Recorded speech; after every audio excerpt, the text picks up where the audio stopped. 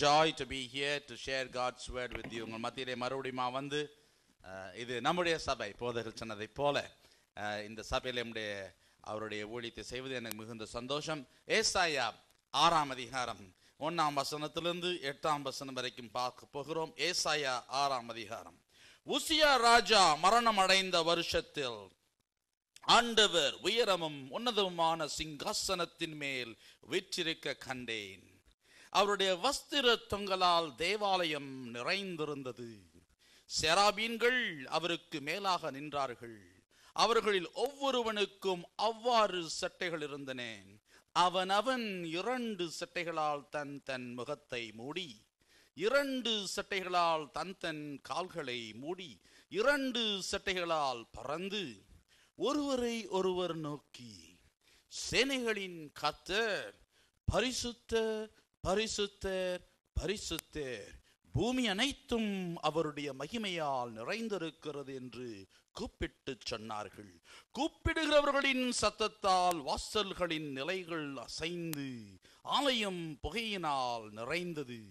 அப்பொழுது நான் ஐயோ அதமானேன், நான் அசுத்த உதடுகளுள்ள மனுஷன், அசுத்த உதடுகளுள்ள ஜனங்களின் நடுவில் வாசமாயிருக்கிறவன், சேனைகளின் கர்த்தராகிய ராஜாவை என் கண்கள் கண்டதே என்றேன். அப்பொழுது சேராபீன்களில் ஒருவன் பலிபீடத்திலிருந்து தன் கையில் பிடித்த குறட்டால் ஒரு நெருப்பு தழலை எடுத்து என்னிடத்தில் பறந்து வந்து அதனால் என் வாயை தொட்டு, இதோ இது உன் உதடுகளை தொட்டதினால் உன் அக்கிரமம் நீங்கி உன் பாவம் நிவர்த்தியானது என்றான். பின்பு யாரை நான் அனுப்புவேன், யார் நமது காரியமாய் போவான் என்று உரைக்கிற ஆண்டவருடைய சத்தத்தை கேட்டேன். அதற்கு நான் இதோ அடியேன் இருக்கிறேன், என்னை அனுப்பும் என்றேன். யாரை அனுப்புவேன், யார் நமது காரியமாய் போவான் என்று உரைக்கிற ஆண்டவருடைய சத்தத்தை கேட்டேன்.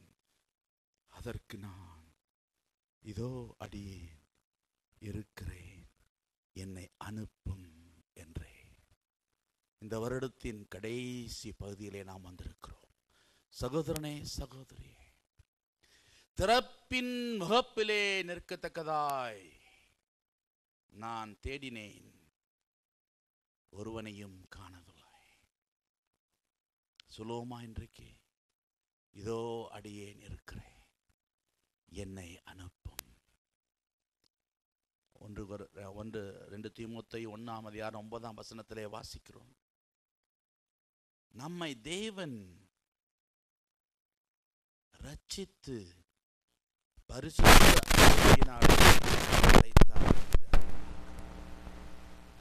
ஆண்டவராய் இயேசு கிறிஸ்துவின் இரத்தத்தினால் கழுவப்பட்டவர்களாய் அவருடைய ரட்சிப்பை பெற்றுக்கொள்ளவர்களா நாம் இருப்போமானா, வாசிங்க 2 தீமோத்தேயு 1:9. நாம் தப்பித்துக் கொள்வதற்கு வழியே கிடையாது. அவர் நம்மை ரட்சித்தது மட்டுமல்லாமல், வாசிப்போம் 2 தீமோத்தேயு 1:9, அவர் நம்முடைய கிரியைகளின்படி நம்மை ரட்சிக்காமல் தம்முடைய தீர்மானத்தின்படியும் ஆதி காலம் முதல் கிறிஸ்து இயேசுவுக்குள் நமக்கு அருளப்பட்ட கிருபையின்படியும் நம்மை ரட்சித்து பரிசுத்த அழைப்பினாலே அழைத்தார். ஹல்லேலூயா. இந்த 2 காரியமும் ஒண்ணா போகுது. 2 things together. Not only he saved us, but he called us. If he has saved you, he has called you for his purpose, with a holy purpose. அவ யாரும் தப்பிச்சு கொள்ள முடியாது. நம்ம எல்லாம் தேவன் அழைத்திருக்கிறார் பரிசுத்த அழைப்பினால். அதை குறித்து இன்னும் சிறிது நேரத்தில் நாம் பார்ப்போம். இங்கே நாம் பார்க்கிற காரியம் என்னவென்றால், ஏசாயா கர்த்தருடைய சமூகத்திலே செல்கிறார். மனித பலன் அங்கே அற்று போனது. உசியா ராஜா இறந்து போனான். அவன் இறந்து போன மாத்திரத்தில் ஏசாயாவுக்கு என்ன செய்வதென்று தெரியவில்லை. ஏனென்றால் அந்த நாட்களில் ஒரு ராஜாவை அபிஷேகம் பண்ணுவது, ஒரு ராஜாவை ஏற்படுத்துவது தீர்க்கதரிசியினுடைய பொறுப்பாயிருந்தது. அந்த மனித சக்தி இறந்த மாத்திரத்திலே அவன் தேவனுடைய சமூகத்திற்குள்ளாக செல்கிறான். தெய்வ சமூகத்திலே சென்று அவன் தேவன் உயர்ந்திருப்பதை காண்கிறான். முதலாவது அங்கே நாம் பார்க்கிற காரியம் என்னவென்றால், ஏசாயா தீர்க்கதரிசி மேலான ஒரு தரிசனத்தை காண்கிறார். அதுதான் இன்றைக்கு நாம் பார்க்க போகிற காரியம், புதிய தரிசனம். We are going to see a message, vision for God's mission. புதிய ஆண்டிற்குள்ளாக நாம் செல்ல போகிறோம். ஆண்டவரே, எனக்கு ஒரு புதிய தரிசனத்தை நீ தாருமையா.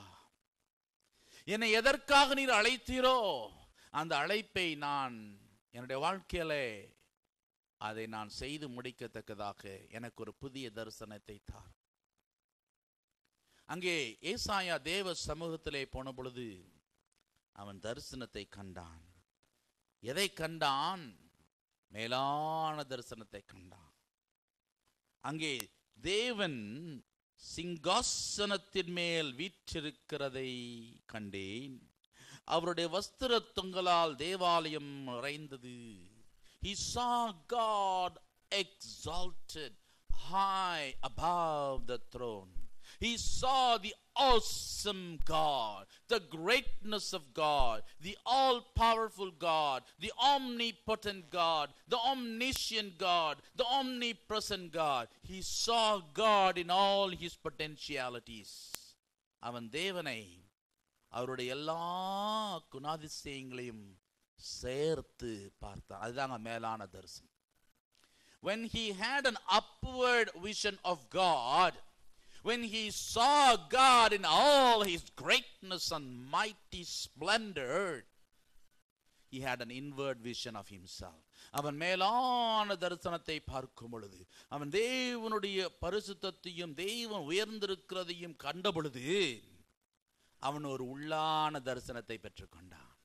தான் யார் என்பதை அறிந்து கொண்டான். You know, the more you know about God, the more you will know about yourself. ஆண்டவரை குறித்து அதிகமாக நாம் அறிந்து கொள்ள நம்மை குறித்து நாம் அறிந்து கொள்ள ஆரம்பிப்போம். அவரை நாம் அறிந்து கொள்ள வேண்டும். We need to know God.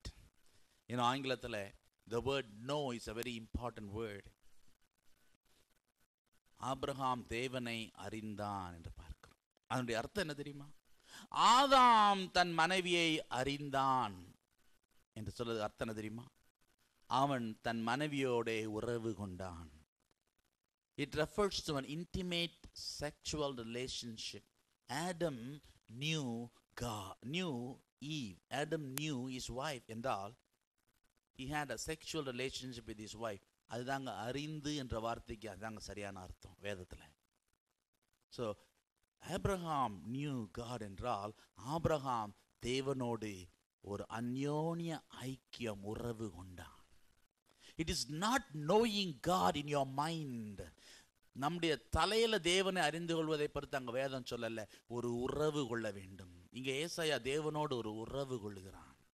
அவன் ஒரு மேலான தரிசனத்தை காண்கிறான்.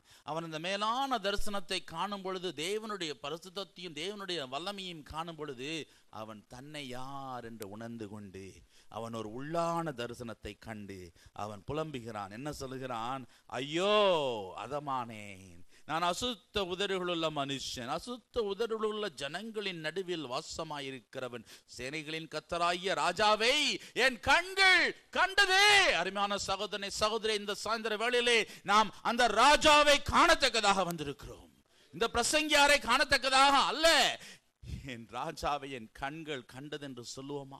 இந்த இடத்தை விட்டு நாம் போவதற்கு முன்பாக என் ராஜாவை என் கண்கள் கண்டது என்று சொல்லுவோமா? அருமையான சகோதரனை சகோதரி, எத்தனையோ சமயங்களில் நாம் பாடல்களை பாடுகிறோம். உம்மை நான் காண வேண்டும் என்று பாடுகிறோம். I want to see Jesus என்று பாடுகிறோம். ஜீசஸை நாம் பார்க்கிறோமா? நம்முடைய கண்கள் அவரை காண வேண்டும், அவரை காண வேண்டும். ஒவ்வொரு நாள் நான் ஜெபிக்கும் பொழுது ஆண்டவருடைய காட்சியை நான் பார்க்கிறேன். Lord, I want to see you, Lord என்று சொல்லுவேன். I can see the Lord coming by the side of me. அவர் கரங்களை போட்டு I love you என்று சொல்லுவார். நான் சொல்லுவேன் I love you too, Lord. You know why? We love him because he first loved us. அவர் நம்மை முந்தி நேசித்ததினாலே நாம் அவரை நேசிக்கிறோம். நான் சொல்றதுக்கு முன்னால் ஆண்டவர் சொல்லிட்டு வர, ஐ லவ் யூ. எத்தனை சமயங்களில் அவர் அப்படியே அப்படியே முகத்தை, அருமையான முகத்தை ஒவ்வொரு நாள் நான் பார்க்கிறேன். You can see Jesus if you ask for it. அவர்கிட்ட கேளுங்க, ஏசப்பா உங்களுடைய அருமையான முகத்தை நான் பார்க்கணும், மோடு கூட நான் பேசணும். என் ராஜாவை என் கண்கள் கண்டதே, சேனைகளின் கர்த்தராகிய ராஜாவை என் கண்கள் கண்டதே. Will this be your testimony? This was the testimony of ஏசாயனுடைய ஒரு சாட்சிங்க. நம்ம அவரை காண வேண்டும், அவரை பார்க்க நேசிக்க வேண்டும், அவரை நேசித்து ஆண்டவரே நான் உம்மை பார்க்க வேண்டும்.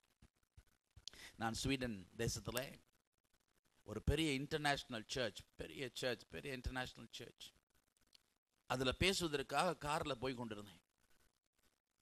அப்போ I was praying, Lord, it's such a big, great international church, but great man of God, Reinhard Bonnke, and பெரிய ஊழியக்காரர் வந்து பேசுகிற இடம் அது. Oh Lord, please Lord, come with me Lord. Are you with me Lord? I'm going to speak in such a great church. காரில் போய் கொண்டிருக்கும் போது அருமையான ஒரு காட்சி, ஆண்டவராகிய இயேசு கிறிஸ்துவின் முகத்தை, பியூட்டிஃபுல் ஃபேஸ் ஆஃப் காட், நான் உன்னோடு கூட இருக்கிறேன் ஆண்டவர் சொல்றதை பார்த்தேன். அவருடைய முகம் அவ்வளோ இளமையா இருந்துச்சு. அப்போ நான் ஆண்டவர்கிட்ட சொன்னேன், Lord, you look so young Lord, your face is so precious Lord, and I'm just talking with the Lord. காரில் போயிட்டு இருக்கும்போது அப்போ ஆண்டவர் ஒரு காரியம், ஒரு ரெவலேஷன் எனக்கு கொடுத்தா. என்ன தெரியுமா ஆண்டவர் சொன்னாரு? Chandrakumar, do you think I'm an old man? No. You know, I died when I was 33 years old. நான் 33 வயசு இருக்கும்போது நான் மரித்தேன். வேதம் என்ன சொல்லுகிறது? இவர் எப்படியாக போக கண்டீர்களோ அப்படியே அவரை பார்ப்பீர்கள். Hallelujah. What a revelation God gave me. We need to talk with God. ஆண்டவர் சொன்னாரு, I am the same Jesus. 33 வயசு நான் எப்படி எடுத்துக்கொள்ளப்பட்டனோ இன்றைய வரைக்கும் நான் அப்படிதான் இருக்கேன். இல்லாவிட்டா எனக்கு 2000 வயசு ஆயிட்டு நான் பழைய வயசான கலவனா இருப்பேன். So Chandrakumar, what you are seeing is right. I saw a young face of Jesus. நான் சும்மா ஆண்டவரே, you look so smart, so young and so nice. Yes, I am still young. என்னை நீ அப்படியே காண்பாய் என்று ஆண்டவர் சொன்னார். What a revelation. When we see God, we talk with Jesus. இன்றைக்கு அந்த ஏசாயாவுக்கு இருந்த தரிசனத்தை நாம் பெற்றுக்கொள்வோம். நம்முடைய ராஜாவை நம்முடைய கண்கள் காணட்டும். Anybody can see, not only me, any of you. நீங்கள் யாருமே அவரை பார்க்க முடியும். உங்களுடைய வாஞ்சியை பொறுத்து இருக்குது. நீங்கள் அவரை நேசித்தால் அவர் தன்னை உங்களுக்கு காட்சி அளிப்பார்.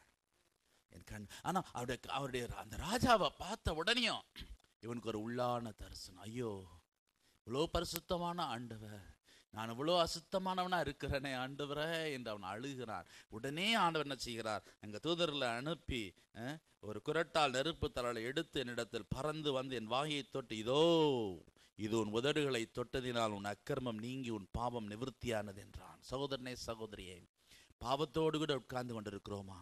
பாவ சிந்தனைகளோடு உட்கார்ந்து கொண்டிருக்கிறோமா? Are you sitting here with guilt feeling in your heart, in your mind? ஐயோ, நான் இப்படிப்பட்டதான பொய்யை சொல்லிட்டேனே, ஐயோ இப்படிப்பட்டதான இச்சையான எண்ணங்கள், செக்ஷுவல் லஸ்ட் அல்லது பலவிதமான மோசமான காரியங்களை நான் எண்ணிட்டேனே, தவறான படங்களை நான் பார்த்தேனே. இந்த நேரத்தில் ஆண்டவர்கிட்ட சொல்லுங்க, ஆண்டவரே, உம்முடைய நெருப்பு தழலினால் என் கண்களை நீ சுட்டு எரித்து, என் நாவை நீ உம்முடைய அக்கினியினால் தொட்டு என்னை பரிசுத்தப்படுத்தும் ஆண்டவரே. அவருடைய தூதர்கள் வந்து உங்களை பரிசுத்தப்படுத்துவார்கள். நாம் அழ வேண்டும். அப்படிப்பட்ட பெரிய பரிசுத்தவான் ஏசாயா, ஒரு தீர்க்கதரிசி, அவனே தன்னை ஒப்பு கொடுத்து அழுது ஒப்பு கொடுத்தான். ஆண்டவர் அவனை சுத்தப்படுத்தி பிற்பாடு பார்க்கிறோம், அவன் வெளியான ஒரு தரிசனத்தை கண்டான். First he had an upward vision of God, மேலான ஒரு தரிசனம். அங்கே ஆண்டவரை பார்க்க பார்க்க அவனுக்குள் ஒரு உள்ளான தரிசனம். தான் யார் என்பதை உணர்ந்தான், கழுவப்பட்டான். பின்பாடு அவனுக்கு ஒரு வெளியான தரிசனம், outward vision. First an upward vision, then an inward vision, then an outward vision. பின்பு யாரை நான் அனுப்புவேன்? நமது காரியமாய் போவான் யார் என்று உரைக்கிற ஆண்டவருடைய சத்தத்தை கேட்டு, அதற்கு இதோ நான் அடியேன் இருக்கிறேன், என்னை அனுப்பும் என்றார். நான் முதலாவது பரிசுத்தப்பட வேண்டும், அப்புறம் தான் தேவன் நம்மை அனுப்ப முடியும். அதை குறித்து நாம் அதிகமாக இன்னைக்கு அநேகருக்கு வெறும் அவுட்வர்ட் விஷன் தான் இருக்குது. கோ கோ கோ டூ சம்திங், ஆண்டவருக்கா ஊழியம் செய், அதை செய் இதை செய். There is no upward vision, there is no inward vision. அதனால் இன்னைக்கு அநேக ஊழியக்காரர் விழுந்து போறாங்க. நம்ம போய் ஊழியம் செய்யறது பெருசு இல்லைங்க. நம்ம முதலாவது தேவனை தேவனாக பார்க்க வேண்டும். அதான் இங்க பார்க்கிறோம். மேலான தரிசனம்னா என்ன? அவன் தேவன் சிங்காசனத்தின் மேல் வீற்றிருக்கிறதை கண்டேன். அநேக ஊழியக்காரர்கள் வேதத்தில், என்னுடைய இந்த புத்தகத்தில் டீப் இன்சைட்ஸ் என்ற புத்தகத்திலே நான் எழுதுகிறேன். அநேக ஊழியக்காரருடைய வாழ்க்கையை குறித்து, தீர்க்கதரிசியுடைய வாழ்க்கையை குறித்து எழுதுகிறேன். பல புத்தகங்கள் எழுதியிருக்கிறவைகள் எல்லாம் அங்கே வெளியிலே உங்களுக்கு இருக்கிறது. நீங்கள் அதை பெற்றுக்கொள்ளலாம். This my latest book, overcoming temptation என்று சொல்லி இதை நீங்கள் பெற்றுக்கொள்ளலாம். என்னுடைய எல்லா சீரீஸும் நீங்கள் பெற்றுக்கொள்ளலாம். அவன் அங்கே மேலான தரிசனத்தை காண்கிறான். அதனுடைய அர்த்தம் என்னங்க? எசேக்கியேல் 1ஆம் அதிகாரத்திலே 1ஆம் வசனத்திலே பார்க்கிறோம், வானங்கள் திறக்கப்பட நான் தேவ தரிசனங்களை கண்டேன் கேபார் நதி அண்டையிலே. அவன் தனிமையாக ஆண்டவரோடு கூட தன்னுடைய நேரத்தை செலவழிக்கும் பொழுது அவன் தேவ தரிசனங்களை காண்கிறான். தேவ தரிசனங்களை காண்கிறான். நம்மால் பார்க்க முடியாதது எதுவுமே இல்லை. நாம் தனிமையாக ஆண்டவரோடு நேரத்தை செலவழிக்கும் பொழுது, ஆண்டவரே நான் உம்மை பார்க்க விரும்புகிறேன், ஆண்டவரே உம்மிடத்திலிருந்து நான் ஒரு புதிய தரிசனத்தை பெற்றுக்கொள்ள விரும்புகிறேன். சகோதரனே சகோதரியே, இந்த வருடம் முடிய போகிறது. கடந்த நாட்களிலே, கடந்த மாதங்களிலே நீங்களுடைய நேரத்தை வீணாக செலவழித்திருக்கலாம். தேவையில்லாத சினிமாக்களையும் படங்களையும் டிவியையும் பார்த்து உங்கள் நேரத்தை எல்லாம் நீங்கள் செலவழிச்சிருக்கலாம். இந்த நாளிலே நீங்கள் போவதற்கு முன்பாக நீங்கள் செபிக்க வேண்டியது, ஆண்டவரே இந்த புதிய வருடத்திலே நான் என்ன செய்ய நீ காத்திருக்கிறேன், சித்தமாக இருக்கிறேன், எனக்கு ஒரு தரிசனத்தை தாரும் என்று சொல்லி. அங்கே நாம் பார்க்கிறோம், எசேக்கியேல் வானங்கள் திறந்திருக்க கண்டார். தரிசனங்களை, தெய்வ தரிசனங்களை கண்டார். தேவனோடு கூட நாம் தனிமையா இருக்கும் பொழுது, எவ்வளவு நேரம் தனிமையாய் தேவனோடு நாம் செலவழிக்கிறோமோ அவ்வளவு நேரம் தேவன் நம்மோடு கூட பேசுவார். நமக்கு காரியங்களை அவர் வெளிப்படுத்தி காட்டுவார். இங்கே எசேக்கியேல் என்ன பார்த்தார்? 4ஆம் அதிகாரத்தில் பார்க்கிறோம், அத்தோடை கலந்த அக்கினியும் வர கண்டேன், அதை சுற்றிலும் பிரகாசம், அதன் நடுவில் அக்கினிக்குள்ளந்து விளங்கிய சொகுசாவின் நிறமும் உண்டாயிருந்தது. அக்கினியை கண்டான். அக்கினி எதை குறிக்கிறது என்றால், அக்கினி தேவனுடைய வல்லமையை குறிக்கிறது. தேவன் சர்வ வல்லவர், அவரால் முடியாத காரியம் ஒன்றுமே இல்லை என்பதை காமிக்கிறது. Fire represents the power of God. He is an all powerful God. அவர் சர்வ வல்லவர். இப்போ உங்களுக்கு நான் மேலான தரிசனத்தை குறித்து சொல்லிக் கொண்டிருக்கிறேன். மேலான தரிசனத்துல 3 முக்கியமான காரியங்களை நம்ம பார்க்கிறோம். முதலாவது, அவரை சர்வ வல்லமையுடைய தேவனாய் பார்க்கிறோம். All powerful God, omnipotent God. அப்புறம் பார்க்கிறோம் 17ஆம் வசனத்துல, அங்கே அந்த சராபீன்கள் ஊழியம் செய்வதை பார்க்கிறார். அது தேவன் ஊழியம் செய்கிற காரியத்தை காட்டுகிறது. அவைகள் ஓடுகையில் தங்கள் 4 பக்கங்களிலும் ஓடும், ஓடுகையில் அவைகள் திரும்புகிறதில்லை. பாருங்க, அந்த தூதர்கள் அங்கே கிரியை செய்யும் பொழுது, சேவை செய்யும் பொழுது 4 பக்கமும் போவாங்களாம், திரும்பாம போவாங்களாம். காரை ஓட்ட முடியுமா 4 பக்கமும் திரும்பாம? சில பேர் ஓட்ட ட்ரை பண்றாங்க இங்க, ஆனா முடியாது. ஆனா அந்த தேவனுடைய வல்லமை பாருங்க, எதை குறிக்கிறது? At the same time God is present in the entire world. ஒரே சமயத்திலே தேவன் எல்லா இடங்களிலும் சர்வ வியாபியாய் இருக்கிறார். Omnipresence of God. Omnipresence of God. பிசாசுக்கும் தேவனுக்குள்ள பெரிய வித்தியாசம் இது. பிசாசு ஒரே நேரத்தில் எல்லா இடத்துலையும் இருக்க முடியாது. Satan is mighty, but God is almighty. Amen. Amen. ஆகவே தேவன் ஒரே சமயத்தில் எல்லா இடத்துலையும் இருக்க முடியும். சர்வ வியாபி. அப்புறம் 18ஆம் வசனத்தில் வாசிக்கிறோம், அவைகளின் வட்டங்கள் பயங்கரப்படத்தக்க உயரமாயிருந்தன, அந்த 4 வட்டங்களும் சுற்றிலும் கண்களால் நிறைந்திருந்தன. They were full of eyes all around. And what does this represent? This represents the omniscience of God, all-knowing God, சர்வ ஞானி. தேவனால் ஒரே சமயத்திலே உலகத்தில் இருக்கிற எல்லா மக்களையும் எல்லா கிரீச்சர்ஸையும் அவரால் பார்க்க முடியும். That is the powerful God. இந்த 3 காரியங்கள் நல்லா ஞாபகம் வச்சுக்கொள்ளுங்க. மேலான தரிசனம் என்றார், upward vision என்றார். We need to see God in all his 3 potentialities. சர்வ வல்லவர், சர்வ வியாபி, சர்வ ஞானி. அவருக்கு தெரியாத காரியம் ஒன்றுமே இல்லை. We need to know God in this way. This is knowing God. நான் சொன்ன பாருங்க, அவரை அறிந்து என்றால் அவர் வல்லமையுடைய தேவன் என்பதை நாம் அறிந்திருப்போமானால் நமக்கு பயம் என்றதே வராதுங்க. உங்களுக்கு பயம் வருதுன்னா அதனுடைய அர்த்தம் என்ன? இன்னும் அவரை நீங்கள் வல்லமையுடைய தேவனாய் அறிந்து கொள்ளவில்லை. இன்னும் நீங்க மைண்ட்ல தான் புரிஞ்சு கொண்டிருக்கிறீங்க, ஆனா உங்களுடைய வாழ்க்கையில் அவரை இன்னும் அறிந்து கொள்ளவில்லை.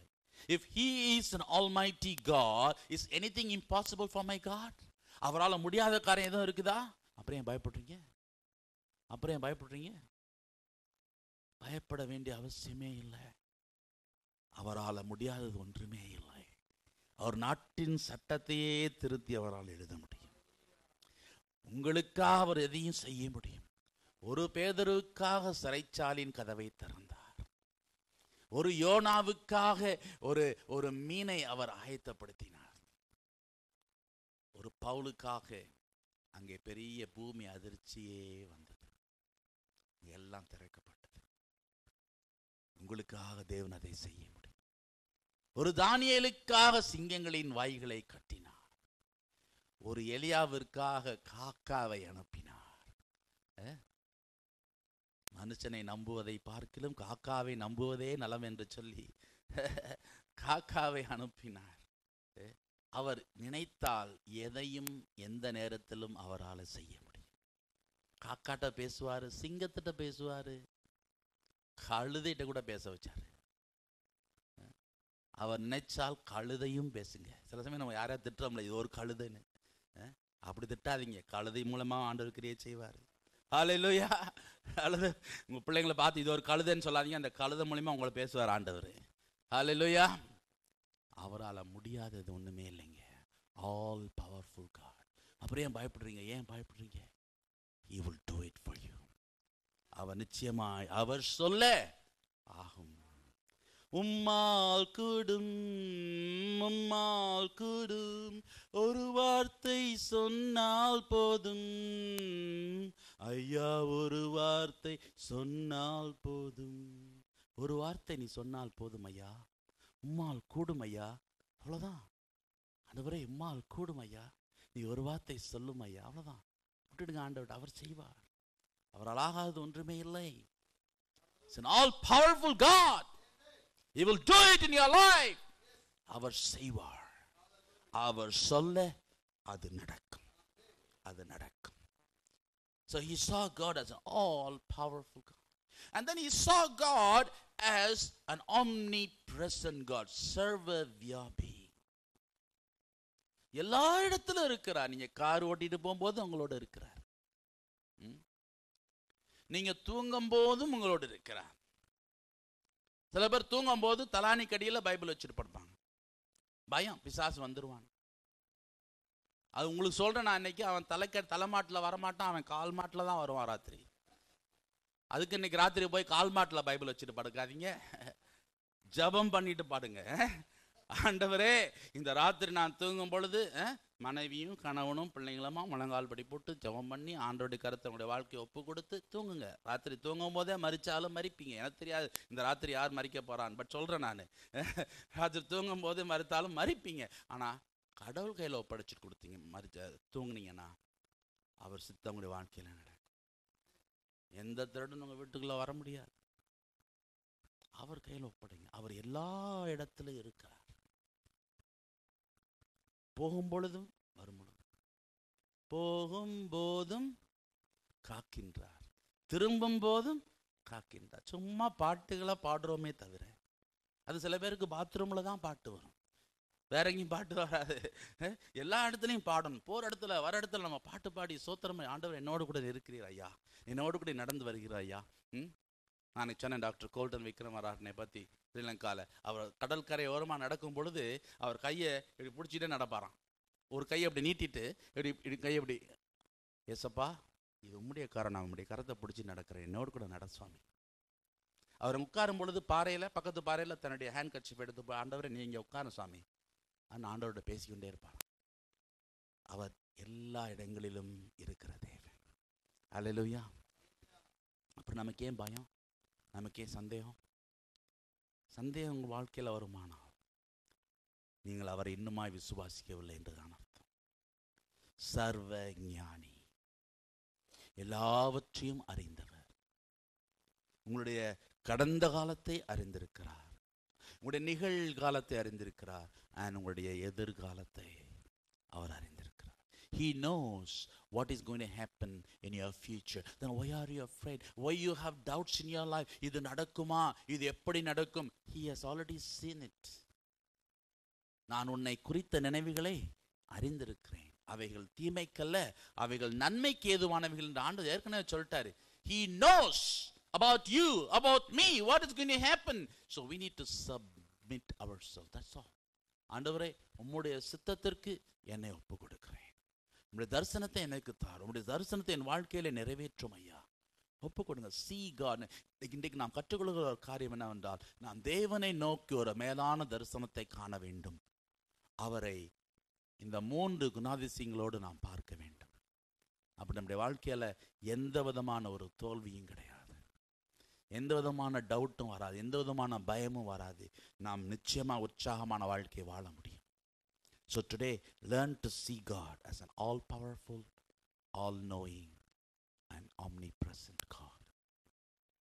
அநேக ஊழியக்காரர் வேதத்தில் பார்க்கிறோம், அப்படிதான் அவள் கண்டார், அவருடைய மகிமையை கண்டான் எசேக்கியேல் இங்கே பார்க்கிறோம். நீங்க ஏசாயா அவர் உயர்ந்திருக்கிறதை கண்டார். அங்கே இன்னொரு தரிசனத்தை அங்கே பெற்றுக்கொள்கிறார். என்னவென்றால் ஏசாயா 6ஆம் அதிகாரத்திலே நாம் 2ஆம் 3ஆம் வசனத்தை வாசிப்போமானால் அங்கே என்ன போட்டிருக்குது? சேராபீன்கள், இங்கே சேராபீனுடைய ஊழியத்தை பற்றி பார்க்கிறோம். அவருக்கு மேலாக நின்றார்கள், அவர்களில் ஒவ்வொருவனுக்கும் அவ்வாறு சட்டைகள் இருந்தன. அவன் 2 சட்டைகளால் தன் முகத்தை மூடி, 2 சட்டைகளால் தன் கால்களை மூடி, 2 சட்டைகளால் பறந்து. 6 சட்டைகள் இருந்துச்சு. They had 6 wings. And seeing how they served God, Isaiah received a vision for himself. 6 சட்டைகள்ல 2 சட்டைகள், 2 wings, they used to cover their eyes. அந்த அர்த்தம் என்ன? ஆண்டவரே நீர் பரிசுத்த, நீர் பரிசுத்த, நீர் பரிசுத்த, உமக்கு முன்பாக நிற்பதற்கு எங்களுக்கு கூச்சமா இருக்குது, உம்மை பார்ப்பதற்கே எங்களுக்கு கூச்சமா இருக்குது, முன்னால் நாங்கள் ஒன்றுமே இல்லையப்பா. அந்த ஏஞ்சல்ஸே அப்படி சொன்னா நம்மெல்லாம் எந்த மூளைக்குங்க? தங்களை தாழ்த்தினார்கள், தங்களுடைய சொந்த பரிசுத்தத்தை யோசித்து பார்த்தார்கள், தங்களை வெறுமையாக்கி ஒப்பு கொடுத்தார்கள், 2 சிறகுகளால் தங்களுடைய கண்களை மூடினார்கள். ஏன்னா அவங்க ஒரே சமயத்தில் எல்லா இடமும் பார்க்க முடியும், அதை அவங்க எதிர்பார்க்கல, அதை அவங்க ஒரு பெரிய இதாக நினைக்கல. தாழ்த்தணும், நம்மை தேவனுக்கு முன்பாக நம்மை தாழ்த்த வேண்டும். 2 சட்டைகளினால தங்களுடைய கால்களை மூடிக்கொண்டார்களாம். ஏன் தெரியுமா? ஒரே டைம்ல அவங்க 4 டைரக்ஷனும் திரும்பாம போக முடியும். They had the ability, but they didn't depend on the ability. And they said, Lord, it is not our ability that matters, but our availability that matters to you, Lord.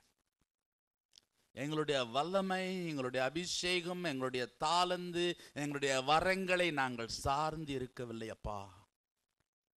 நாங்கள் ஒன்றுமில்லாதவர்கள். தங்களை தாழ்த்தினாங்க.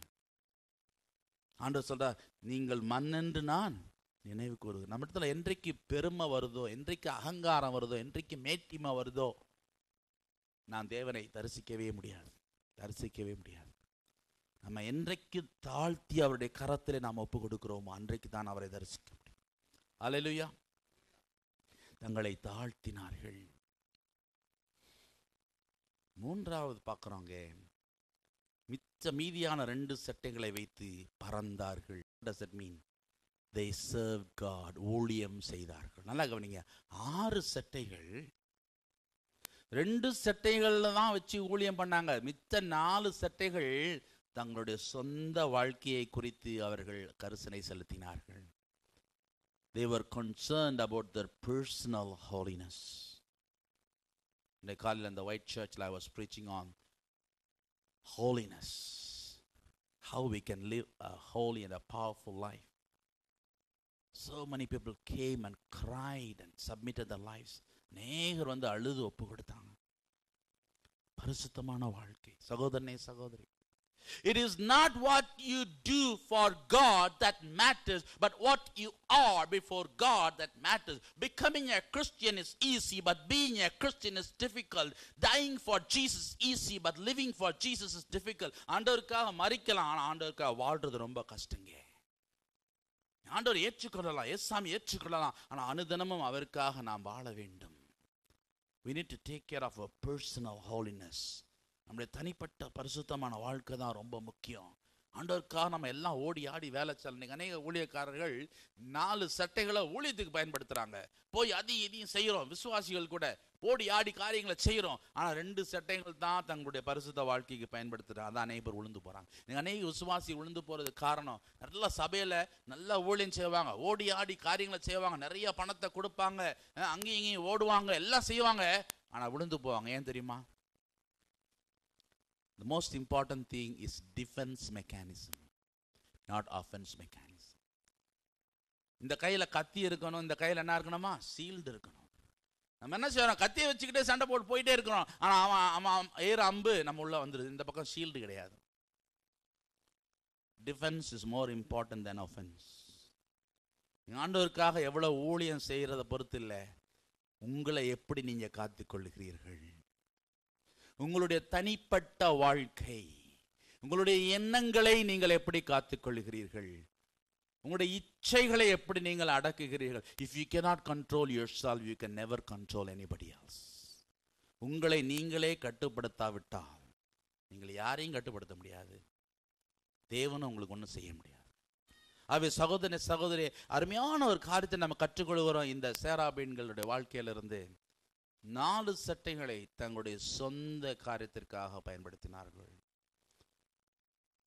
நான் பரலோகத்துக்கு போகும்போது ஆண்டவர் என்னை பார்த்து, சந்திரகுமார், நீ எத்தனை ஆயிரமான ஆத்துமாக்களை ஆதாயப்படுத்தினேன்னு கேட்கவே மாட்டார். சந்திரகுமார், உன்னுடைய வாழ்க்கை எப்படி இருந்துச்சு, உன்னுடைய மனைவி பிள்ளைகளை நீ எப்படி பார்த்து கொண்டே. நான் என் மனைவியும் என் பிள்ளைகளும், என்னுடைய மனைவி இங்கே வந்தாங்க, ஓலி செஞ்சாங்க, and you appreciated that. எங்களுடைய இரவும் பகலும் நாங்கள் ஊழியம் செய்தாலும் நாங்கள் ஒருவருக்கு ஒருவர் நாங்கள் காட்டும் பாசத்தை யாரும் மிஞ்ச முடியாது. Every day I talk to my wife and my daughters. We have that close relationship. என்னுடைய மனைவி அவ்வளவா செபிக்கிறவள். என்றைக்கு நான் எங்களுடைய வீட்டை விட்டு ஊழியத்திற்கு என்று வெளியிலே போகிறேனோ, திங்கள் செவ்வாய் புதன் 3 நாள் அவள் ஒன்றும் சாப்பிட மாட்டாள். உபவாசம், வெறும் தண்ணி தான். அவர் காஃபி குடித்தா குடிப்பா, ஒரு லிக்விட். 3 நாள் தொடர்ந்து ஜபம், உபவாசத்தில் இருப்பா. எங்கள் வீட்டுக்கு மேலே ஒரு சபை இருக்கிறது, ஒரு ப்ரேயர் டவர் இருக்குது. எவ்ரிடே எங்கள் ஜபம் நடந்து கொண்டே இருக்கும். அவளும் ஜெபிச்சு கொண்டே இருப்போம். ஒவ்வொரு நாளும் நாங்கள் ஒருவேளை உபவாசம் ஜெபிக்கிறோம். கடந்த 14 வருஷம். அது மாத்திரம் அல்ல, நான் வீட்டை விட்டு வெளியில் போயிட்டு நான் ஊழியத்துக்குன்னு 3 நாள், திங்கள் செவ்வாய் புதன் எனக்காக உபவாசம் ஜெபிச்சு கொண்டே இருப்பா. ஒரு பெரிய குரூப் இருக்குது, எனக்காக அந்த ஊழியத்துக்காக ஜெபித்து கொண்டே இருப்பார். Defence mechanism, that is defence. நம்ம போய் சும்மா ஊழியம் பண்ணிக்கொண்டே இருக்கலாம். ஆனால் ஜெபம் இல்லாத ஊழியம் அட்டூழியம். என்னது? ஜெபம் இல்லாத ஊழியம் அட்டூழியம். அதில் பிரயோஜனமே இல்லை. நல்லா புரியுதா நான் சொல்றது? நம்ம ஆண்டவருக்காக என்னத்தை செய்கிறோம் என்பது முக்கியம் அல்ல. அது யாராக இருந்தாலும், எந்த ஒரு விசுவாசியாக இருந்தாலும், எந்த ஒரு ஊழியக்காரனாக இருந்தாலும் சரி, ஊழியம் செய்வதை விட ஜெபத்திலே நீங்கள் அதிகமான நேரத்தையும் வேத வாசிப்பிலே அதிகமான நேரத்தை நீங்கள் செலவழிக்காவிட்டால் அது தேவனை ஒரு நாளும் பிரியப்படுத்தாது. நான் திட்டவட்டமாக உங்களுக்கு சொல்லுகிற ஒரு காரியம் நல்லா புரிஞ்சுக்கொள்ளுங்க. நீங்கள் எவ்வளோ ஊழியம் செய்கிறது என்று கர்த்தருக்கு அது சித்தமில்லை. கர்த்தருக்கு பிரியமான காரியம் அவருடைய சமூகத்திலே நாம் நேரத்தை செலவழிப்பது. ஊழிய நேரத்திற்கு மேலாக அதிகமான நேரம் நாம் ஜெபத்திலும் வேத வாசிப்பிலும் செலவழிக்க வேண்டும். ரொம்ப முக்கியம். நம்ம ஓடி ஓடி ஓடி ஓடி எத்தனையோ ஆத்மாக்களை ஆதாயப்படுத்தலாம். ஐயோ, இத்தனை குடும்பங்கள் நான் கொண்டாந்து இத்தனை ஆத்மாக்களை ஆதாயப்படுத்த. No, no, no, no. God is not interested in that. He can do it without you. Do you know that? நீங்க இல்லாம அவரால் அதை செய்ய முடியும். ஆனா உங்களை குறித்து அவர் கரிசனையோட என்ன ஒரு காரியம் என்னவென்றால், என்னோட என் மகன் எவ்வளவு நேரம் செலவழிக்கிறான், எனக்காக எவ்வளவு நேரம் செலவழிக்கிறான், என்னுடைய வேதத்தில் எவ்வளவு நேரம் செலவழிக்கிறான். It's very important. 4 ரெக்கைகளை அவர்கள் தங்களுடைய வாழ்க்கைக்காக அவர் பயன்படுத்தினார். 2 ரெக்கைகள் தான் ஊழியம் பண்ணாங்க. It's very important. Your holy life, personal holiness is very very important. தன் மனைவியும் பிள்ளைகளையும் ஒழுங்காக கவனிக்காதவன் எங்கே போய் என்ன ஊழியம் பண்ணாலும் தேவனை ஏற்றுக்கொள்ள மாட்டார். பரிசுத்தமான வாழ்க்கை இல்லாமல் என்ன ஊழியம் பண்ணாலும் தேவன் ஏற்றுக்கொள்ள மாட்டார். எவ்வளோ நீங்கள் பணம் கொடுங்க, எவ்வளோ ஊழியம் பண்ணுங்க, தேவன் அதை ஏற்றுக்கொள்ளவே மாட்டார். அப்புறம் பார்க்குறோம் அவர்கள் செய்த ஊழியம் என்ன மாதிரி ஊழியம். அடுத்த வசனத்தில் பார்க்கிறோம், 3ஆம் வசனத்தில், ஒருவரை ஒருவர் நோக்கி என்ன சொன்னாங்களாம்? சேனைகளின் கர்த்தர் பரிசுத்தர் பரிசுத்தர் பரிசுத்தர், பூமி அனைத்தும் அவருடைய மகிமையால் நிறைந்திருக்கிறது என்று கூப்பிட்டு சொன்னார்கள். அவருடைய ஊழியம் எப்படிப்பட்ட ஊழியம் இருந்துச்சு? அவர்கள் பேசினால் ஒரே ஒரு காரியம் தான் இருந்துச்சு அவங்களுக்கு பேசுறதுக்கு. என்னது? பரிசுத்தர் பரிசுத்தர் பரிசுத்தர். There was nothing else for them to talk but the holiness of God. இன்றைக்கு நம்ம வீணா எவ்வளோ நேரத்தை செலவழிக்கிறோம் மற்றவங்களை பற்றி பேசி. நான் அடிக்கடி சொல்லுவேன், கனடாவில் இந்த பிரைம் மினிஸ்டர் நான் லெட்டர் போடணும், முதல்ல ஃபோனுக்கு சார்ஜ் போடணும். என்னைக்கு ஃபோனுக்கு சார்ஜ் போடுறாங்களோ இந்த நாட்டில் அன்னைக்கு தான் நீங்கள் பேசுறதை விடுவீங்க. சில பேர் ஃபோன் எடுத்தால் பேசிக்கிட்டே இருப்பாங்க மணிக்கணக்கில். எவ்வளோ நேரத்தை நம்ம வீண் பண்ணுறோம். தேவையில்லாத காரியங்கள், அரசியல் காரியங்கள், மற்றவங்களை பற்றி இவர் எப்படி அவர் எப்படி, இவர் எப்படி போனான்னா சுவர் எப்படி போனான்னா, அதை பற்றி உங்களுக்கு என்ன கவலை? If at all God gives you some opportunity to talk about Jesus. Talk about the holiness of God. தேவன் உங்களுக்கு ஒரு தருணம் கொடுப்பாரானால் அந்த தருணத்தில் நீங்கள் ஆண்டவரை குறித்து பேசுங்க. மற்றவங்களை குறித்து பேசுறது உங்களுக்கு அதிகாரமே கிடையாது. It's none of your business. மற்றவங்களை பற்றி பேசுறது உங்களுக்கு அதிகாரமே கிடையாது. Don't waste your time. கடவுளுக்கு நீங்க கணக்கு ஒப்புவிக்க வேண்டும். யார் உங்கள்கிட்ட மற்றவங்களை பற்றி பேசினாலும் நீங்க சொல்லுங்க, நான் போன தடவை சொன்னேன், அதை தேவன் அறிவார். நீங்க எனக்கு சொல்ல வேணாம், அது ஆண்டவர் அறிவார்னு சொல்லுங்க. அடுத்த தடவை உங்களுக்கு ஃபோனே பண்ண மாட்டாங்க. எசேக்கியேல் என்ன சொன்னார்? ஆண்டவரே தேவரீர் நீர் அதை அறிவீர். முடிஞ்சது கதை. எனக்கு தெரியும்னு சொன்னாரா?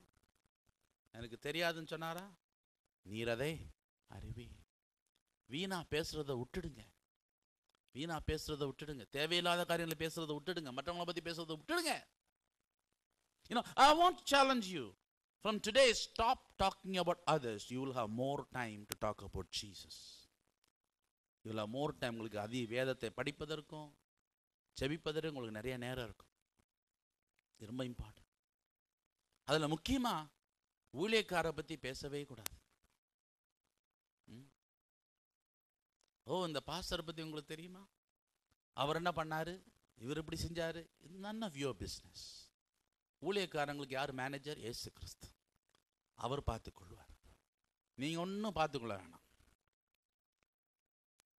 Don't talk about others. இது ஒரு சாபம். ஊழியக்காரங்களுக்கு பேசுறது ஒரு சாபம். வேதம் சொல்லுது, நான் சொல்லலை. அவர் என்னதான் தப்பு பண்ணாலும் தேவன் பார்த்துக் கொள்வார். இப்படி உண்மையாலே உங்களுக்கு கருத்து நினைச்சுன்னா அவரிடத்துல நேராக போய் பேசி ஜெபம் பண்ணுங்க. புறம்பா பேசாதீங்க. இது ஒரு சாபம். இன்னைக்கு நான் உலகத்தில் பல பகுதியில் போகும் பொழுது அநேகர்கிட்ட ரெண்டு காரியங்களை கேட்பாங்க. முதலாவது என்ன கேட்பாங்க? இன்னாரு இப்படி பிரசங்கம் பண்ணாரு, அதை குறித்து நீங்க என்ன சொல்றீங்க? நானா கேட்டேன்? நீங்க தானே கேட்டீங்க, நீங்க தானே போனீங்க, அவர்கிட்ட போய் கேளுங்க. அவர்கிட்ட போய் பிரசங்கம் கேட்கறது என்கிட்ட வியாக்கியானம் கேட்கறது. நானா போச்சேன்னேன். இன்னைக்கு சில பேர் எங்க என்ன கூட்டம் நடக்கட்டும் ஓடிடுவாங்க, மூட்டையை கட்டிட்டு ஓடிடுவாங்க. அவர் சொல்றதை கேட்பாங்க, அப்புறம் இங்க இவர் சொல்றதை கேட்பாங்க, இவரை பத்தி அவர்கிட்ட கேட்பாங்க, அவரை பத்தி இவர்கிட்ட கேட்பாங்க, அப்ப நம்ம சொல்ற கதையை கொண்டு போய் அவர்கிட்ட சொல்லுவாங்க. நாரதர் வேலை. நாரதர் கதை கேட்டீங்களா? சில விசுவாசிகளுக்கு வெறும் நாரதர் வேலை தான். It's not your business.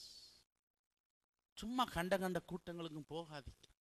கூட்டங்களுக்கு போகலாம், நல்ல ஆண்டவருடைய ஊழியக்காரன் பேசும் பொழுது போகலாம், கேட்கலாம், தப்பு ஒன்றும் இல்லை. ஆனால் நீங்கள் உட்காந்து வேதத்தை படிங்க. It's very important. நீங்கள் உட்காந்து வேதத்தை படிங்க. நான் சொல்லுவேன், பிரதர் அவர் என்ன பிரசங்கம் பண்ணான்னு என்கிட்ட கேட்காதீங்க, அவர்கிட்ட போய் கேளுங்க. ஆனால் நீங்கள் உட்காந்து வேதத்தை படித்து உங்களுக்கு அதில் புரியலன்னா என்கிட்ட கேளுங்க, நான் உங்களுக்கு சொல்லிக் கொடுக்குறேன். You sit and study the word of God. நான் அடிக்கடி உங்களுக்கு சொல்லியிருக்கிறேன். இன்னொரு கேள்வி கேட்பாங்க, அவரை பற்றி நீங்கள் என்ன நினைக்கிறீங்க? நான் என்ன நினைக்கிறது அவரை பற்றி? அந்த ஊழியக்காரை பற்றி நீங்கள் என்ன சொல்கிறீங்க? சும்மா வாயை கிண்டுவேன். நம்ம ஆட்கள், தமிழ் ஆட்கள் இருக்காங்களே, வாயை கிண்டுறதுல பெரிய ஆட்கள். சும்மா இருக்கிற சங்க ஊதி கெடுத்தான் நான் சொல்லுவாங்க. ஊதி கெடுக்கிற வேலை தான் இங்கே அநேகருக்கு. வேணாம். அப்போ நான் சொல்லுவேன், ஐயா நான் அடிக்கடி சொல்லிக்கிறேன், ஒரு சில ஊழியக்காரை பற்றி பேசுறதுக்கு தான் தேவன் எனக்கு அதிகாரம் கொடுத்திருக்கிறார். ஏசாயாவை பற்றி பேசுறதற்கு, தானியலை பற்றி பேசுறதற்கு. ஆனால் அந்த உலகத்தில் இப்போ இருக்கிற ஊழியக்காரங்களை பற்றி பேசுறதுக்கு தேவன் எனக்கு அதிகாரமே கொடுக்கல. It is none of my business. ஒரு நாள் நான் யாரை பற்றியும் பேச மாட்டேன். சில சபையால் போதகரை பற்றி கேட்பா, எங்கள் போதகரை பற்றி நீங்கள் என்ன நினைப்பாங்க? சொல்லி, அவர் என் போதகரா? உன் போதகர் தானே, ஏன் என்கிட்ட கேட்குற? உன் போதகட்டே போய் கேளு. சில பேர் இப்படி கெடுத்து விடுறதுக்கு இருக்கிறாங்க. நான் போதகரை பார்த்து பேசுனா நேரா பார்த்து பேசுவேன், உன்கிட்ட பேசணும் அவசியம் இல்லை. So we have to be careful what we talk. இவர்கள் பேசுவதற்கு ஒன்னே ஒண்ணுதாங்க இருந்துச்சு, பரிசுத்தர் பரிசுத்தர் பரிசுத்தர், அவ்வளவுதான். ஆபிரகாம் பத்தி பேசினாங்களா? பேதுருவை பத்தி பேசினாங்க. அந்த பேதுரு பாத்தியா கடைசியில் விட்டு போயிட்டான் பாத்தியா? யூதாசை பத்தி பார்த்தாங்க, பாரு அவன் ஆண்டு பிடிச்சதான். இதெல்லாம் தேவையில்லாத கதைங்க, முடிஞ்சதெல்லாம். அவங்க யாரை பத்தியா பேசினாங்களா? அவங்களுக்கு எல்லா விவரமும் தெரியும்.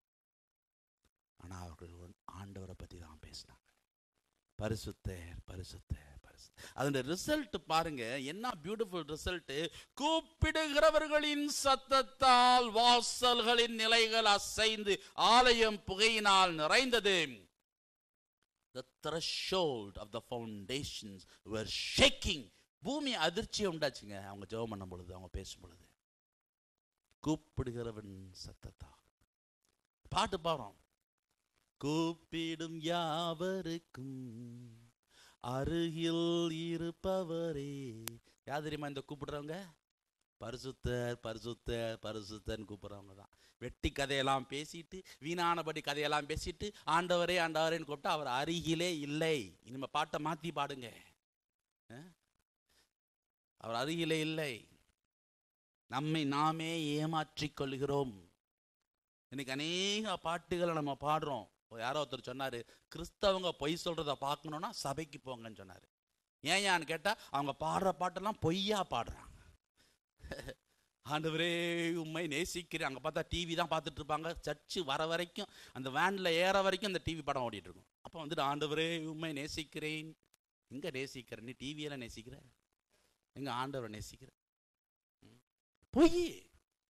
நீங்க பாடுற அநேக பாட்டை நீங்க உண்மையா அர்த்தத்தை எடுத்து பாருங்க, நம்ம பொய் தான் சொல்றோம். அப்படி உனக்கு உண்மையிலே உள்ளத்துல நேசிக்கிறன்றது உனக்கு உணர்வு இல்லையா? அதை ஜபமா மாத்தி பாடுங்க. ஆண்டவரே உண்மை நேசிக்க எனக்கு உதவி செய்யும் ஐயா. உண்மை நேசிக்கிறேன்னு பொய் சொல்லாதீங்க. சும்மா பாட்டு பாடினா எல்லாம் நடந்துடாது. நம்முடைய வாழ்க்கை கூப்பிடுகிறவர்களின் சத்தத்தால் உண்மையாகவே உங்களுடைய வாழ்க்கையிலே பரிசுத்தம் இருக்குமானால், உண்மையாகவே நீங்கள் ஆண்டவரை தவிர வேற யாரையும் பற்றி பேசாம இன்னைக்கு ஒரு முடிவெடுங்க. இன்றையிலிருந்து நான் யாரை பத்தியும் பேச மாட்டேன். எத்தனை பேர் முடிவெடுக்கிறது? சில பேருக்கு தூக்கமே வராது. யாரை பத்தியாவது பேசலைன்னா தூக்கமே வராது. ஐயோ பிரதர் சொல்லிட்டார், இன்னைக்கு நான் எப்படி தூங்க போறேன்? போன உடனே போன் எடுத்துடலாம். சில பேர் அந்த அந்த ட்ரெஸ்ஸை கூட கழட்ட மாட்டாங்க, போன் எடுத்துடலாம். நீங்க கேட்டீங்களா? இச்சையுள்ள காதுகள் பிச்சை எடுக்க வைக்கும். வேண்டாம். இன்னைக்கு முடிவு எடுப்பீங்களா? இனிமே என்னுடைய வாழ்க்கையில நான் யாரை பத்தியும் பேச மாட்டேன். முடிவு எடுப்பீங்களா? யார் பேசினாலும் தேவன் அறிவார், நான் இனிமே அந்த எதையும் பேசாதீங்கன்னு சொல்லிடு. ஆண்டவரை பத்தி பேசு. யார்கிட்ட பேசணும்? ஆண்டவர்கிட்ட பத்தி பேசு. அப்போ நீங்க கூப்பிடும் பொழுது வாசல் நிலைகள் அசைந்து ஆலயம் புகையினால் நிறையும். அந்த அர்த்தம் என்ன தெரியுமா? புகை கீழே வந்துச்சான். The smoke came down. அந்த அர்த்தம் என்ன தெரியுமா?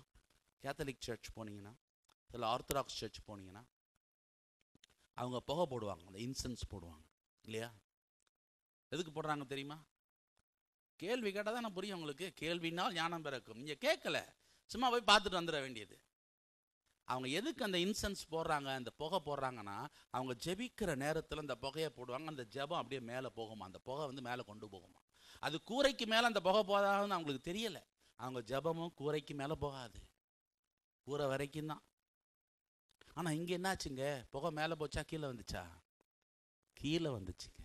ஹல்லேலூயா. ஆசீர்வாதம் நம்மை தேடி வரும். ஹல்லேலூயா. நான் மேலான தரிசனத்தை காணும் பொழுது, அவரை குறித்து பேசும் பொழுது, ஆசீர்வாதம் நம்மை தேடி வரும். நாம் இருக்கிற இடம் அதிரும். தேவன் நமக்காக அதிர்ச்சியை கொண்டு வருவார். Shaking will come. There will be a shaking. There will be a revival in your life. There will be a shaking in your family. There will be a transformation. ஒரு புதிய காரியத்தை தேவன் செய்வார். ஹல்லேலூயா. ஹல்லேலூயா. என்ன நடந்ததுன்னு பார்க்குறோம். நமக்கு நேரம் இல்லை, குயிக்காக பார்த்து முடிப்போம். அங்கே ஏசாயா பெரிய தரிசனத்தை கண்டார். We need to receive a vision from God. இன்றைக்கு நாம் ஆண்டவரிடத்தில் ஜெபிப்போம். ஒரு புதிய தரிசனத்தை நான் காண வேண்டும் சுவாமி. இந்த வசனத்தில் நம்ம பார்த்தது போல 2 தீமோத்தேயு 1:9, அவன் நம்முடைய கிரியைகளின்படி நம்மை ரட்சிக்காமல் தம்முடைய தீர்மானத்தின்படியும் ஆதி காலம் முதல் கிறிஸ்து இயேசுவுக்குள் நமக்கு அருளப்பட்ட கிருபையின்படியும் நம்மை ரட்சித்து பரிசுத்த அழைப்பினாலே அழைத்தார். எதற்கு அழைத்திருக்கிறார்? You did not choose me, but I chose you. நீங்கள் என்னை தெரிந்து கொள்ளவில்லை, நான் உங்களை தெரிந்து கொண்டேன், நீங்கள் கனி கொடுக்கத்தக்கதாக. எவ்வளோ கனி கொடுத்தோம் இந்த 2004 ஆண்டில்? வரப்போகிற ஆண்டிலாவது நம்ம ஜெயிப்போம். ஆண்டவரே, நான் கனி கொடுக்க நீ உதவிச்சு. என் மனைவி அழகா பாடுறா, கனி தேடி வந்தேன், கனி காணவில்லை, கனி கொடுக்க மாட்டாயோ அத்திமரமே. இந்த சீடி இருக்குது, மாஞ்சி கேளுங்க அந்த பாட்டை. கனி கொடுக்க மாட்டாயோ. ஆண்டவர் அலைந்து திரிகிறார். அவருடைய கண்கள் எருசலேம் நகரிலே உலாவி வந்ததாம். அவருக்காக திறப்பின் மோப்பில் நிற்பதற்கு ஒருவனையும் காணவில்லையா. இன்றைக்கு சொல்லுங்களா, ஆண்டவரே, அந்த ஒருவளா நான் இருக்க விரும்புகிறேன், அந்த ஒருவனா நான் இருக்க விரும்புகிறேன், உமக்கு கனி கொடுக்க நான் விரும்புகிறேன் ஐயா, உங்களுடைய தரிசனத்தை எனக்கு தாரும் ஐயா. இன்றைக்கு உங்களோட ஒவ்வொரு ஆண்டவர் அழைத்திருக்கிறார். இது பாஸ்டருடைய வேலை, இது இவாஞ்சலிஸ்ட் வேலை நினைக்காதீங்க. இது உங்கள் ஒவ்வொருடைய வேலை. ஒவ்வொரு விசுவாசியும், ஒவ்வொரு ரட்சிக்கப்பட்டவனும் அழைக்கப்பட்டவன். அவன் நம்மை ரட்சித்து பரிசுத்த அழைப்பினாலே அழைத்தார். எல்லா விசுவாசியும் ஒரு ஊழியக்காரன். நல்லா நான் போச்சுக்கங்க. இந்த சபை வளர வேண்டும் என்றால் இது போதர்னால வளர முடியாது, என்னால் வளர முடியாது, உங்களால் தான் வளர முடியும். போனதால் என் மனைவி உங்களுக்கு சொன்னா, ஆட்டு மேய்ப்பன் குட்டி போட்டு பார்த்துருக்கீங்களா எங்கேயாவது? இந்த சபையில் சில பேர் அற்புதத்துக்காக காத்து கொண்டே இருக்கிறாங்க, நடக்கும்னு. நடக்காது. ஆடு தான் குட்டி போடும். வாரத்தில் 4-5 நாட்கள் வெளியில் போய் அநேகரை சந்திச்சு ஞாயிற்றுக்கிழமை அவங்களை இங்கே கொண்டு வாரு. நாங்கள் பாஸ்டர், நாங்கள் ஊழியக்காரங்களாம், நாங்கள் கிணத்து தவளைகள். ஒரு சில இடங்களுக்கு தான் நாங்கள் போக முடியும். ஆனால் நீங்களாம் யார் தெரியுமா? யூ ஆர் லிசர்ட்ஸ், பள்ளிகள். சில சமயங்கள் நான் 5 ஸ்டார் ஹோட்டலில் தங்குவேன். அங்கே போய் பாத்ரூம் டோரை திறந்தா 5 ஸ்டார் ஹோட்டல்லையும் ஒரு பள்ளி இருக்குது. ஒரு லிசர்ட். ஒரு பள்ளி ராஜாவின் பெட்ரூம்குள்ளேயும் போக முடியும். லிசர்ட். பள்ளி தானே தமிழில்? பள்ளி, பள்ளியா? ஓகே, பள்ளி. ஓகே, பள்ளி. நம்மளெல்லாம் மறந்துடுச்சு. பள்ளி எங்கேயும் இருக்கும். ஸோ லிசன் யூ லிசர்ட்ஸ், பள்ளிகளே கேளுங்கள். இன்றைக்கு இந்த உலகம் சந்திக்கப்பட வேண்டும் என்றால் பள்ளிகளாகிய உங்களை கொண்டு தான் அது முடியும். தவளைகளாகிய எங்களை கொண்டு அது முடியாது, முடியவே முடியாது. நீங்கள் போகிற உங்கள் வேலைக்குள்ளாக நாங்கள் வர முடியாது. நீங்கள் போகிற ஸ்கூல்லையோ ஆஃபீஸ்லையோ நாங்கள் வர முடியாது. நீங்கள் வேலை பார்க்குற ஸ்கூலில், நீங்கள் வேலை பார்க்குற ஆஃபீஸில் நீங்கள் தான் ஊழியக்காரர். உங்களை கொண்டு தான் ஆண்டவர் கிரியேட் செய்யும். உங்களை ஆண்டவர் ஒரு திட்டவட்டமான தீர்மானத்தோடு இந்த கனடா தேசத்தில் கொண்டு வந்திருக்கிறார். ஒரு திட்டவட்டமான தீர்மானத்தோடு உங்களுடைய வேலையில் எங்கே வைத்திருக்கிறார். எதற்கு? போய் பணம் சம்பாதிச்சுட்டு வந்து வீடு கட்டுறதுக்கு இல்லைங்க, சுவிசேஷம் சொல்வதற்கு. உங்கள் ஆஃபீஸில் இருக்கிறவங்க ரட்சிக்கப்படலைன்னா ஆண்டவர் உங்களை தான் கேட்பார். அவருடைய இரத்த பழியை உங்கள் மீது கேட்பேன் என்று எசேக்கியேலில் சொல்கிறார். அவளுக்கு நீ சொல்லாதிருப்பாயானால் அவருடைய இரத்த பழியை உண்மையில் கேட்பேன். நல்லா ஞாபகம் வச்சுக்கோங்க. I'm not threatening you. This is the reality. This is the word of God. உங்களை தேவன் உங்களுடைய ஆஃபீஸில், உங்களுடைய அலுவலகத்தில் வைத்ததற்கு காரணம் உங்கள் மூலியமாக சுவிசேஷத்தை அவளுக்கு சொல்லுவதற்கென்று.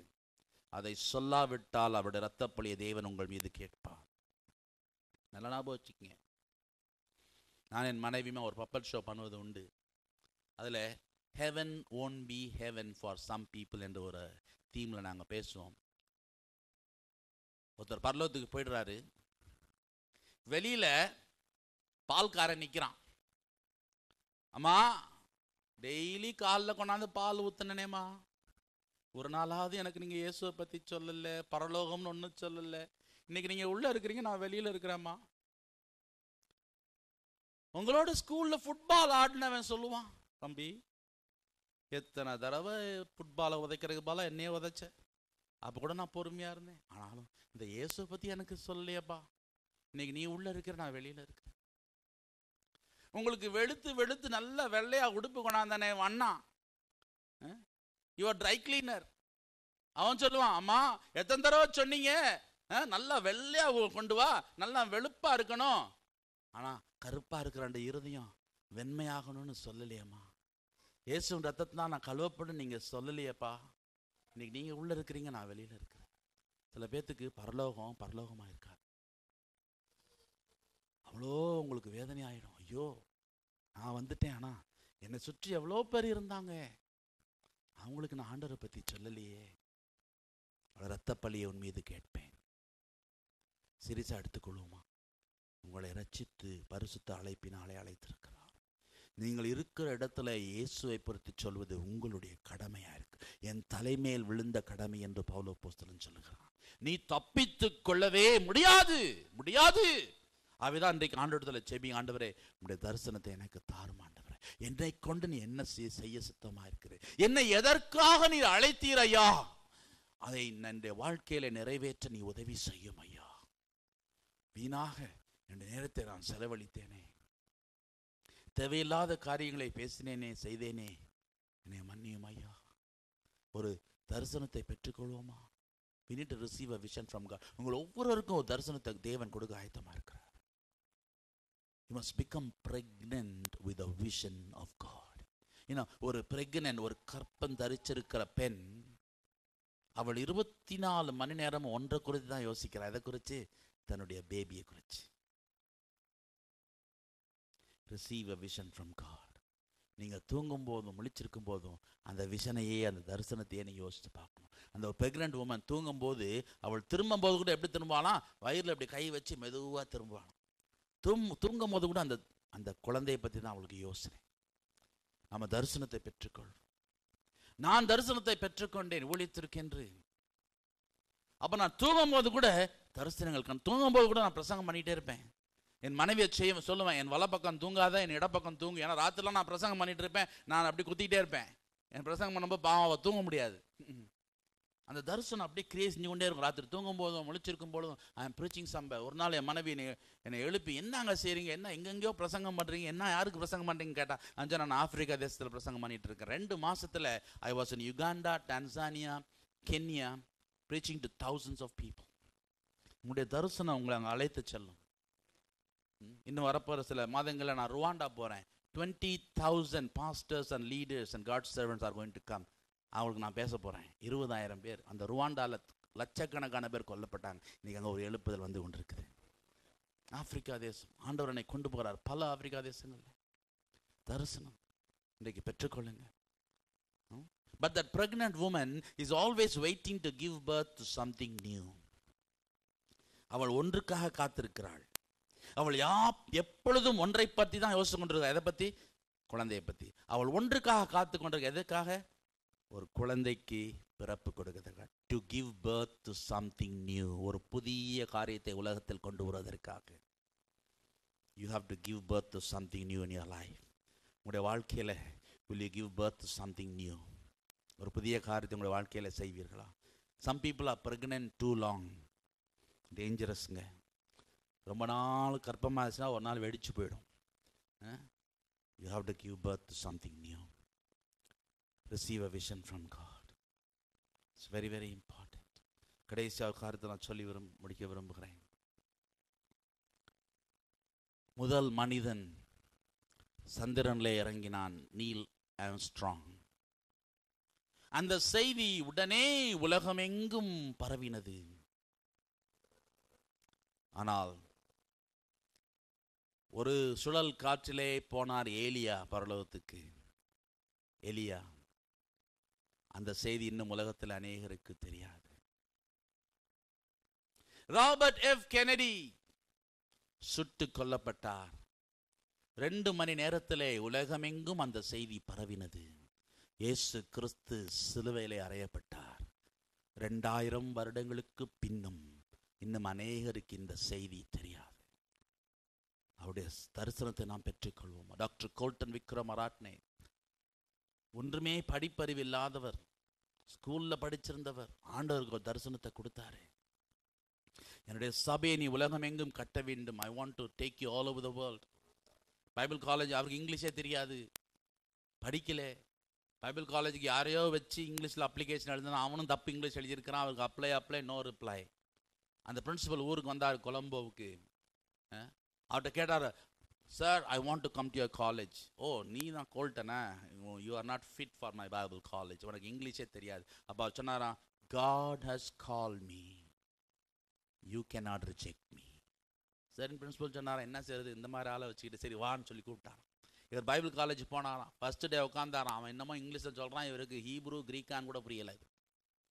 அவர் டிட்டர்மின் பண்ணாராம், நான் ஆண்டவருக்காக ஊழியம் செய்வேன். அந்த ஹாஸ்டலில் 10 மணிக்கு லைட் ஆஃப் பண்ணிடணும். ஆனால் பாத்ரூமில் மட்டும்தான் லைட் எரியலாம். இவர் என்ன பண்ணாராம், ஒவ்வொரு நாளும் ராத்திரி பாத்ரூம்குள்ளே போய் லைட்டை போட்டுட்டு காலையில் 3 மணி வரைக்கும் ஒவ்வொரு நாளும் Sinhala Bible, English Bible, Sinhala English dictionary. பல மாதங்கள் கஷ்டப்பட்டு பாத்ரூமில் நின்றுக்கிட்டே வாசிப்பார். இன்றைக்கு அவரை உலகமெங்கும் வல்லமையாய் தேவன் பயன்படுத்துகிறார். Hallelujah. He is the superintendent of the Assemblies of God of whole of Sri Lanka. உலகத்தின் பல பகுதியில் தரிசனங்க. You must be determined for God. ஆண்டவருக்காக நான் என்னத்தை செய்வேன். சோம்பேறியாய் நேரத்தை செலவழிக்காதீங்க. ஏதோ சர்ச்சுக்கு வந்தோம், முடிஞ்சது, வீட்டில் போய் சாப்பிட்டு நல்லா கவுச் பொட்டேட்டோ மாதிரி உட்காந்துக்கிட்டு டிவியை பார்த்து, you're wasting your time, the precious time which God has given you, and God's heart is broken. Why did I choose this person? ஆயிரக்கணக்கான லட்சக்கணக்கான பேர் ஆண்டவரை அறியாது இருக்கிற நேரத்தில் உங்களை அவர் தெரிந்து கொண்டார். சகோதரனே சகோதரியே, ஆனால் தேவனை நீங்க துக்கப்படுத்துகிறீர்கள். எனக்காக இந்த பிள்ளையை நான் தெரிந்து கொண்டேனே, எனக்காக என்ன செய்கிறார்? உனக்காக நான் மரித்தேனே, எனக்காக நீ என்ன செய்தாய். இந்த பாட்டெல்லாம் யாரும் பாடுறதில்லை இப்போ. ஏன்னா பயம். எனக்காக என்ன செய்தான்னு கேட்டா என்ன செய்யறது? ஆண்டவர் கேட்கிறார், எனக்காக நீ என்ன செய்தாய், எனக்காக நீ என்ன செய்தாய். வில்லியம் குமி என்ற ஒரு பெரிய ஊழியக்காரன் நைஜீரியாவில் லேகோஸில்.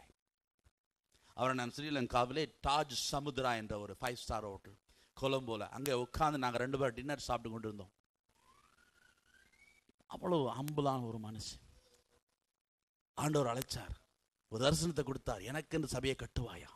15 பேருக்கு ஒரு பைபிள் ஸ்டடி ஆரம்பிச்சாரு வில்லியம் குமி. கொஞ்ச வருஷத்துல அந்த 15 பேர் 35,000 பேர் ஆனாங்க. இப்போ மோர் தென் 1 lakh people are there. 15 பேர் விஷன். ட்ரெயின் சாக் என்பவர் ஆஸ்திரேலியாவிலே அவர் PhD பண்ணி கொண்டு இருந்தார். தாய்லாந்துல இருந்து போய் ஆண்டவர் சொன்னார், will you go back to Thailand and build my church in every district of Thailand. அவர் போனாரு, சபையை கட்ட ஆரம்பிச்சாரு. அவர் அங்கே ஆஸ்திரேலியாவுக்கு கவர்மெண்ட்லுக்கு லோன் கொடுத்துருந்துச்சு ஆஸ்திரேலியாவில் PhD படிக்கிறதுக்கு. அந்த சபையாரெல்லாம் சொன்னாங்க, நீங்கள் முழு நேரத்துக்கு வந்துடணும்னு. அவர் சொன்னா, நான் பணம் கட்ட முடியாது. சபையார் என்ன தெரியுமா செஞ்சாங்க, தங்களுடைய வீட்டில் இருந்த பாத்திரங்களையும் விற்று, தங்களுடைய எல்லா நகை நட்டுகளையும் விற்று அந்த கவர்மெண்ட்டுக்கு பணம் செலுத்தி அந்த போதகரை ரிலீஸ் பண்ணி, இன்றைக்கு அவங்களுடைய ஸ்டாஃப் மீட்டிங் நான் பேசியிருக்கிறேன். ஸ்டாஃபே இந்த மக்களுக்கு மேலே இருக்கிறாங்க. More than 4,000-5,000 people in that church. Every district of Thailand, in almost they have a church.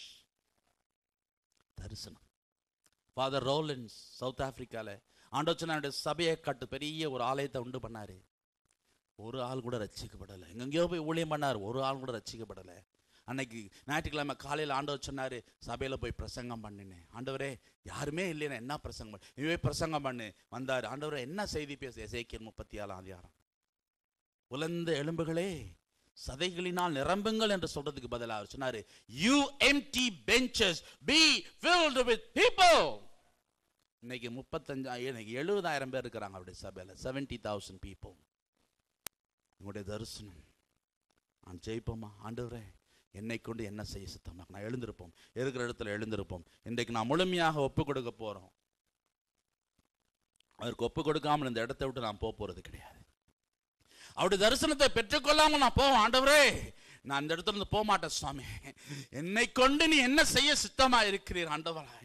ஆண்டவரே எனக்காக நீர் மரித்தீர், எனக்காக நீர் உயிர்த்தீர், என்னை நீர் அழைத்தீர், பரிசுத்த அழைப்பினாலே அழைத்தீர் ஐயா. என்னை கொண்டு நீ என்ன செய்ய சித்தமா இருக்கிறீர்? என்னை கொண்டு நீ என்ன செய்ய சித்தமா இருக்கிறீர்? ஆண்டவரே நான் வீணாய் கழித்த நாட்கள் உண்டு சாமி, வீணாய் செலவழித்த நேரங்கள் உண்டு சாமி, வீணாய் உட்கார்ந்து டிவியை பார்த்தது, வீணான வார்த்தைகளை பேசினது, தேவைக்கு அதிகமாக நான் தூங்கினது உண்டு. ஆண்டவரே அந்த நேரத்தில் நான் யாரையாவது சந்தித்து, ஆண்டவரே ஆத்மா பாரத்தோடு, ஆத்ம பாரத்தை எனக்கு தாரும் ஐயா, ஆத்ம பாரத்தை எனக்கு தாரும் ஐயா. நீ என்னை எந்த ஒரு குறிக்கோளோடு கூட நீ அழைத்தீரோ ஆண்டவரே, எத்தனையோ பேருக்கு கிடைக்காத ஒரு ஸ்லாக்கியம் ஆண்டவரே. இந்த உலகத்தில் அநேகர் அழிந்து போய் கொண்டிருக்கிற நேரத்திலே கூட ஆண்டவரே பாவியாய என்னை நீ தூக்கி எடுத்து, என்னை நீர் அழைத்து, எனக்கு சுகத்தையும் பலத்தையும் கொடுத்து, எனக்கு வேலையும் கொடுத்து, இந்த கனடா தேசத்துல கூட நீர் கொண்டு வந்தீரே ஆண்டவரே. நம்முடைய கிருபையை மறந்தவளாக ஆண்டவரே, நீ எனக்கு செய்த இத்தனை நன்மைகளையும் நான் மறந்தவனாக, என்னுடைய சுயத்தினாலே ஆண்டவரே, என்னுடைய சுய இச்சைகளினாலே என்னுடைய வாழ்க்கையை நான் நடத்தி கொண்டிருக்கிறேனே ஆண்டவரே. உமக்காக நான் என்ன செய்யட்டும் ஐயா? உம்முடைய தரிசனத்தை எனக்கு தாரும் ஐயா. Help me to become pregnant with the vision of God right now. இந்த நேரத்திலே எனக்கு காண்பியும் ஐயா. என்னை நீ எதற்காக நீ அழைத்தீர்? என்னை கொண்டு என்ன செய்ய நீ சித்தமாயிருக்கிறீர் ஆண்டவரே? இன்னும் எவ்வளவு நாள் நான் உயிரோடு ஜீவிப்பேன் எனக்கு தெரியாது சுவாமி. ஆனாலும் இந்த நேரத்திலே உம்முடைய கரத்திலே என்னை ஒப்படைக்கிறேன் ஆண்டவரே. கிரியை செய்யும் ஐயா, கிரியை செய்யும் ஐயா. என்னுடைய வாழ்க்கையை வீணா இழந்து போக நான் விரும்பவில்லை, உம்மை துக்கப்படுத்த நான் விரும்பவில்லை ஆண்டவரே. என்னில் நீ ஏமாற்றம் அடைந்தவராய் இருக்கிறீர் ஐயா. ஐயோ இந்த பிள்ளையை நான் எவ்வளோ வாஞ்சியோடு தெரிந்து கொண்டேனே, இந்த பிள்ளையின் மூலமாக, இந்த மகனின் மூலமாக, இந்த மகளின் மூலமாக எவ்வளோ காரியங்களை செய்யலாம் என்று நான் அழைத்தேனே என்று என்னிடத்தில் நீ ஏமாந்திருக்கிறீரா ஆண்டவரே. இனிமேலும் அந்த ஏமாற்றம் வேண்டாம் ஐயா. இப்பொழுது செய்யும். இதோ அடியேன், இதோ அடியேன், என்னை அனுப்பும் ஐயா. இதோ அடியேன் இருக்கேனே, அனுப்பும் ஐயா. உமக்காக என்னை நான் முழுமையாய் ஒப்பு கொடுக்கிறேன். உமக்காக என்னை எடுத்து நடத்தும் ஐயா. உமக்காகத்தானே ஐயா நான் உயிர் வாழ்கின்றேன் ஐயா. உமக்காகத்தானே ஐயா நான் உயிர் வாழ்கின்றேன் ஐயா. இந்த உடலும் உள்ளமெல்லாம் அன்பர் உமக்காகத்தானே ஐயா. இந்த உடலும் உள்ளமெல்லாம் அன்பர் உமக்காகத்தானே ஐயா. எனது பேச்செல்லாம் உமக்காக, எனது செயலெல்லாம் உமக்காக, எனது பேச்செல்லாம் உமக்காக, எனது செயலெல்லாம் உமக்காக. எழுந்தாலும் நடந்தாலும் உமக்காக, எழுந்தாலும் நடந்தாலும் உமக்காக, இருந்தாலும் படுத்தாலும் உமக்காக, இருந்தாலும் படுத்தாலும் உமக்காக. உமக்காகத்தானே ஐயா நான் உயிர் வாழ்கின்றேன் ஐயா. இந்த உடலும் உள்ளம் எல்லாம் உமக்காகத்தானே. உமக்காகத்தானே ஐயா வாழ்கிறேன் ஐயா. உயிர் வாழ்வதெல்லாம் உமக்காகத்தானே ஐயா. கோதுமை மணி போல் மடிந்திடுவேன்,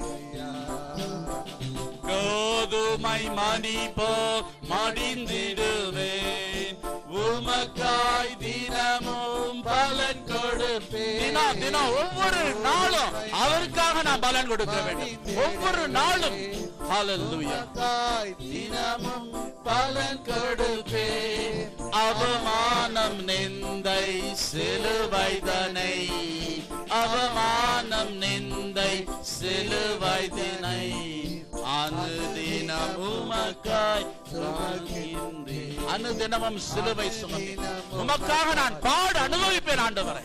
அனுதினம் உமக்காக சிலுவை சுமப்பேன் ஆண்டவரே. நான் வாழ்ந்தால் உமக்காக வாழ்வேன், நான் மரித்தால் உமக்காக மரிப்பேன் ஆண்டவரே. உமக்காக உமக்காக உமக்காக உமக்காக